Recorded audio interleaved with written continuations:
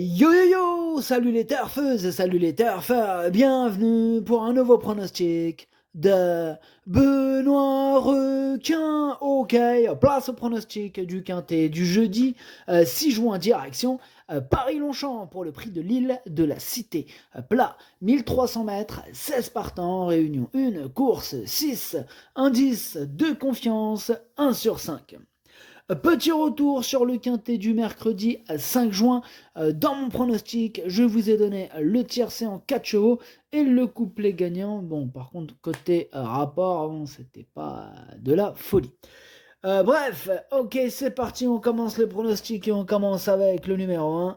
C'est l'Anaken et on écoute l'entraîneur Eric Libaud. En dernier lieu, l'Anaken ne s'est pas bien oxygéné en début de course et a logiquement plafonné pour finir. Pour cette raison, je vais le munir d'un bonnet, un artifice qu'il a porté par le passé pour ne pas qu'il se montre trop brillant. Très véloce en partant, le fait de s'élancer en dehors ne m'inquiète que peu et les 1300 mètres seront à son affaire. Il faut le reprendre, il vaut un tel lot. Il vaut un tel lot, nous dit Eric Libaud. Moi, j'y crois en tout cas, ce numéro 1. Il peut même gagner. En tout cas, c'est ce que je pense avec l'aide d'un bon parcours. Moi, je le mets deuxième. On passe au numéro 2, Whispering Dream. Et on écoute Henri-Alex Pantal.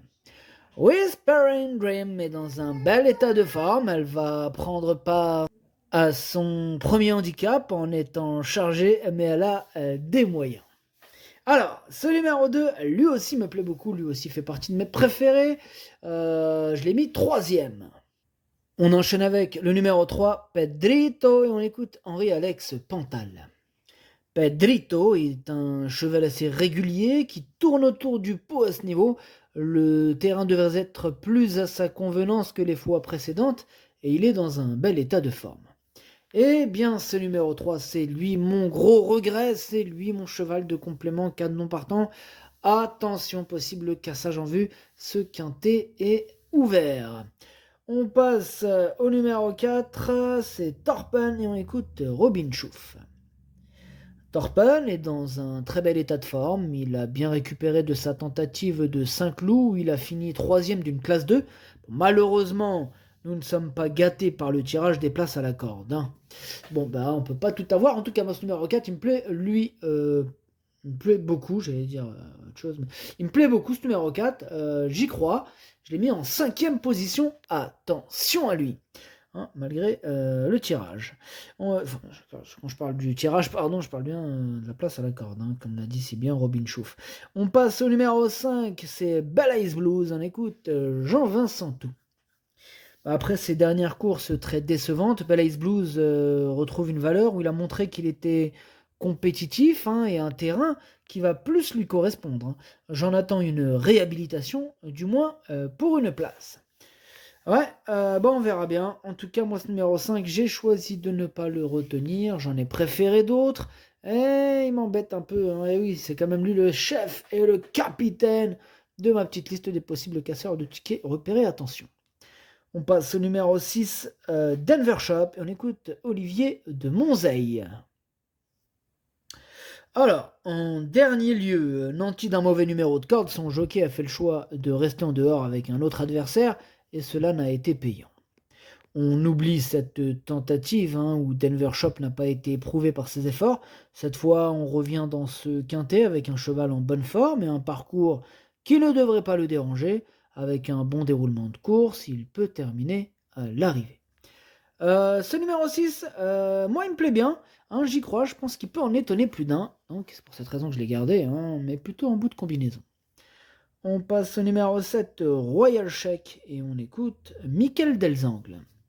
Royal Check est resté dans une belle condition. Bon, même s'il n'est pas des mieux placés à la corde, il devrait être capable de répéter sa dernière performance, où il a terminé deuxième à ce niveau de compétition. Et oui, merci de nous le rappeler. En tout cas, Michael Delzangle et ce numéro 7, Royal Check, me plaît beaucoup. C'est même mon préféré, et je l'ai bien sûr installé en tête. On passe au numéro 8, c'est Ciao Pa, et on écoute Cédric Boutin. Ciao Pa va s'élancer en dehors, il m'a laissé sur ma fin à Angers où je le pensais capable de s'imposer. Le terrain très souple a peut-être rallongé aussi la distance ce jour-là, quel sera le terrain jeudi, hein, bonne question. Tout dépendra de la manière dont il va sécher, hein. Je pense qu'il réalise ses meilleures performances sur la PSF. Bon, il est bien, il n'a pas forcément de marge, mais il a le droit de se placer. Il a le droit de se placer, ce numéro 8. En tout cas, c'est l'un de mes regrets principaux, hein, ce numéro 8. C'est mon deuxième cheval de complément au cas de nous partons. Attention. On passe au... Donc, on passe au numéro 9. C'est Chirimiri, hein, bien connu à ce niveau. Chirimiri, on n'aura pas les commentaires de l'entraîneur. C'est Christophe Ferland, hein, qui est parti pêcher avec sa copine, Madame Sophie Lancelot. Oh, comme c'est mignon, amusez-vous bien tous les deux. Alors, hein, Christophe Ferland, qu'est-ce qu'il nous fait avec son numéro 9, Chirimiri, hein? En tout cas, pour ma part, moi je le retiens pas, ce numéro 9. J'en ai préféré d'autres. Mais bon, je ne l'ai pas non plus rayé, puisqu'il est en plein milieu de ma petite liste des possibles troubles. Faites attention. On passe au numéro 10, c'est White Platin, et on écoute Madame Corinne Baron de Barbe. White Platin, on a trop fait. Voilà, on a trop fait de lui-même dernièrement, mais bon, les quintets sont des courses difficiles où tout doit bien se passer, hein. Bon, il est bien, hein, et la distance entre 1200 et 1400 mètres devrait lui convenir. Bon, certes, il a moins de marge, mais il devrait être compétitif et il garde toute ma confiance. Eh bien, ce numéro 10, lui, je le garde par contre. Lui, il me plaît bien, hein. Je pense qu'il peut faire mal, tout simplement. Je le mets 6e. On passe au numéro 11, Drogo, et on écoute Mademoiselle Valérie Dissot. Mademoiselle Valérie Dissot, ouais. Drogo s'est très bien défendu dernièrement et a manqué de peu de renouer avec le succès. Il est resté dans un bel état de forme et devrait pouvoir fournir sa vraie valeur. Bon, maintenant, ma seule interrogation reste à savoir s'il sera aussi performant sur ce parcours qu'il ne l'est sur les tracés rectilignes.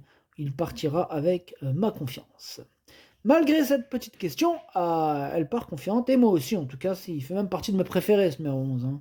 Je l'ai carrément mis 4e, donc vous voyez, c'est vraiment l'un de mes préférés, j'y crois dur comme fer.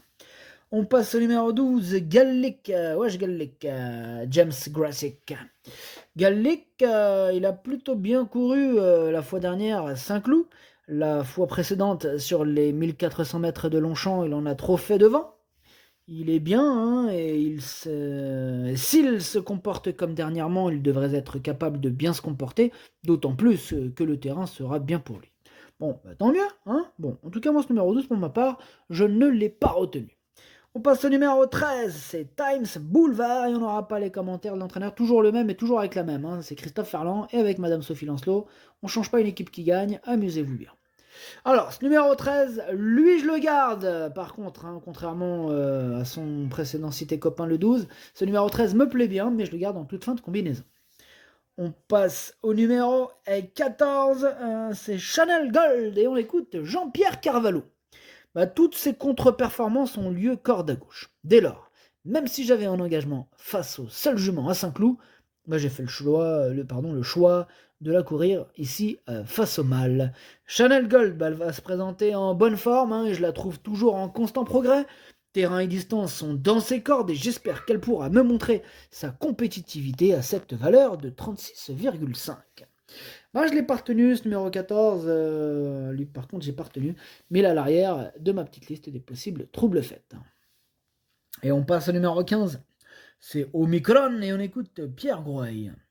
Omicron est une pouliche qui a besoin de rythme, hein, et c'est ce qui lui a manqué lors de sa rentrée. Cependant, elle a eu un bon comportement. Bon, logiquement, elle devrait courir en progrès, et sur ce parcours, le rythme devrait lui plaire. Là, nanti d'un bon numéro de corde, hein, j'en attends une bonne prestation, et je ne serais pas surpris si elle venait à accrocher une place. Moi, je serais un peu surpris étant donné que je ne l'ai pas retenu.